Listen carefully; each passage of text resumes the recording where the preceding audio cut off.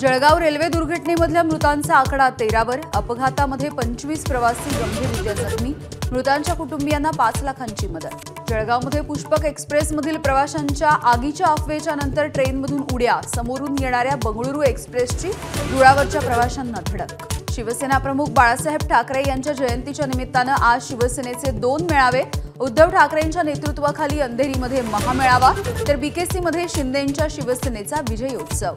बाळासाहेब ठाकरेंची आज जयंती। मुंबईमधल्या Regal cinema जवळच्या बाळासाहेबांच्या पूर्णाकृती पुतळ्याला उद्धव ठाकरेंचं अभिवादन तर बाळासाहेबांच्या पुतळ्याजवळ आकर्षक विद्युत रोषणाईसह फुलांची सजावट।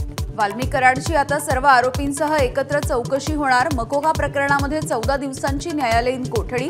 कराडला वैद्यकीय उपकरणं वापरण्याची मुभा।